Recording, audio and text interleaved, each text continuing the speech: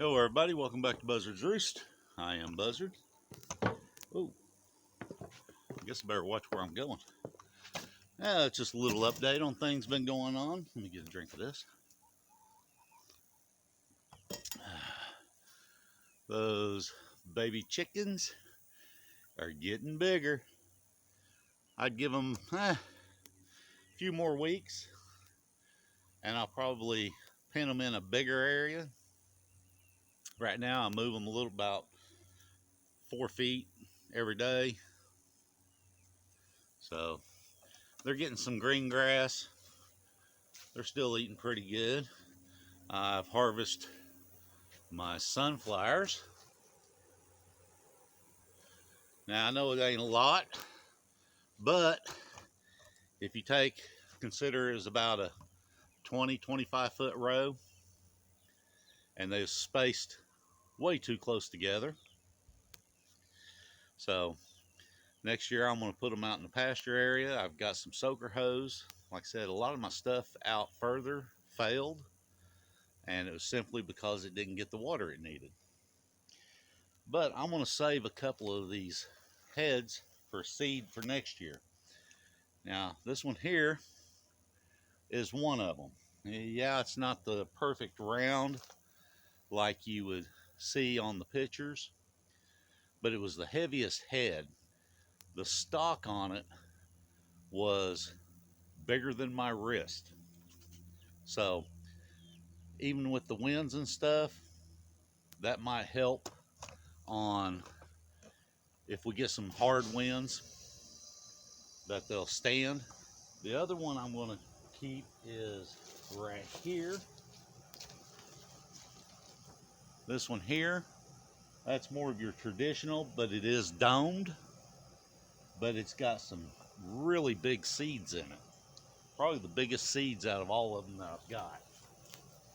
Now they received all the same amount of water, didn't fertilize them or anything.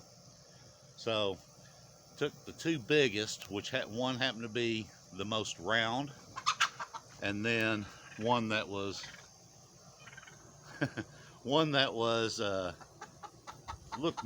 looked deformed pretty bad. It's just started curling back on itself. Now I don't know if I'm sure I've showed you this before. My little backdoor experimental. Well, the hens are fussing because, let me see here. See that one right there? They've been laying eggs there, which is kind of nice. I mean, I can come out if I need a quick egg, which I really don't need a quick egg, but they're right there. Anyway, the grass has overtaken my garden. The okra is just about fizzled plumb out. Let's walk over here. I'm starting to let the okra go to seed or harden up. As you can see, it's a lot thinner than what it used to be. That right there is my Jerusalem artichoke, which is over 8 feet tall. The tomatoes have just basically went wild, but since that's happened, it seems like they are producing tremendous amounts of tomatoes. Not all of them that, humongous, sandwich tomatoes, but, a good sized tomato, baseball size, a little bigger. And the horseradish, the grasshoppers have found it and they like it. So I don't know if you can see it. Let's see here. There we go. Right there. It has gotten really big, but like I said, the grasshoppers have found it. So they've been chewing on it quite a bit. I've started letting the chickens in there. I took down all the netting I had up around it. And I'm gonna just let them eat bugs and go in and out and stuff. I leave the gate open, they can fly over now. But on my okra, I've got the spineless green. I can't remember the name of it. And then I've got red okra. And I'm going to end up with a whole bunch of seeds on that. Now I will put them back. I may plant some of them next year, but I've got a whole bunch of okra seeds still left over from last year. So I'll plant them as the majority. And let's see here. And the goat heads are bad too, man. They finally started springing up. That's what I get for not keeping it mowed down. Got the, let's see if you can find them here. The pigs are right in there. Can't really tell. Anyway, they got moved today. I move them every about 3 weeks on the average. I'm going to use my drag that I use on the road. Well, I finally got a guy that welded it up for me. He done a really good job. But anyway, I'm going to take and drag it over the moonscape that the pig's done, get it flattened out. And I do believe I got a 20 by 100 foot roll of black plastic I may put over it, weigh it down around the edges and in the center some, and go ahead and let it set for the winter and let the sun heat it up and hopefully sprout any seeds that are under there. And of course at night when it gets cold, it hopefully kill them, and plus no sunlight. And I'll have a really good planting area next year. My strawberries, I did not keep up the water on them, and I've lost almost every one of them. But I've got a couple of containers that has some strawberries, and they produced runners, and as they was producing runners, I'd put them in the dirt so they'd produce roots. So that'll get planted. It'll get a new batch of dirt in it next year, that big one there that's in the background. That'll pretty much do it for this video. The female, the doe rabbit, she's not getting very big. It's my daughter's rabbits. And like I said, she ended up with 2 males. So she's probably going to look at getting rid of 1 male and getting another doe. But she should be getting pretty close. I'd give her another month or 2. Hopefully she gets bigger. And I think my daughter's going to breed that. That'll make a little extra money for her.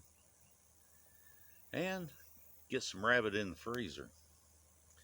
Cows have been doing real good, or the cow and heifer. I just moved them day before yesterday, so they're happy and fat and on some fresh grass. Here in another, I've got them on a double lot, which is 80 feet by 200. So I'll give them almost 2 weeks in there, and then I'll move them to a regular lot. The reason I doubled up the lots on them is because the trees are sparse out in the field, and this gives them an area to get shade. If I just done the 40 by 200, there would be up to a week that they wouldn't have a shaded area to get in. And with the heat and stuff, it's less stressful on them. But let me see, probably in October, I'm going to put them on about a 2-acre area, and they'll stay on there for the month. The grass, it's got a lot of Bermuda in it, and I can't remember the name of the other grass. It's got some clover, which will be too tough probably for them right now. But anyway, I'll put them out there, leave them out there for about a month, and that'll put us anywhere in November to December. And then I've got another area with a small pond on it, and I'll put them in there for this winter. I'm getting ready to go out and cut. I still haven't got my baler fixed, but I'm going to go ahead and cut it and rake it up and then mound it up and then tarp it. And that'll give them some roughage for the winter. And that's in that 3-acre area and the pond. So hopefully I'll be able to keep them on there most of the winter. It depends on how if it's bad or not, which I got a feeling that it's going to be a pretty harsh winter. So I'll have to end up buying them some hay, some feed, and stuff like that to get them through the winter. But next year, hopefully, I will be able to get the baler fixed. And I average on that 6 acres, I probably average 150 bales on it, of the square bales. And that'll give them more than enough to get them through the winter, next winter, and also have some bedding. I got to get the barn area cleaned up. It has basically went to crap. I did have the hogs in there for quite a while. They tore it up real bad and buried a bunch of stuff from all the rooting.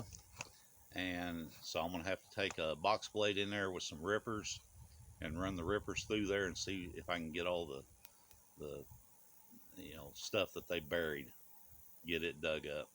So the cows will be able to go in there this winter when the weather's really bad. That'll do it for this video. Don't forget to hit the subscribe and like and share. I appreciate it. I'd really like to get up to 1,500 people so I can do my seed giveaway. It'll be quite a few seeds that will be great for planting in the spring, and maybe even some areas planting if I get enough, or if the giveaway happens soon. There's stuff in there that you can plant that's very cold hardy that would probably survive further south of where I'm at. But anyway, remember, only dead fish follow the flow of the stream. Don't be a dead fish. This is Buzzard. See ya.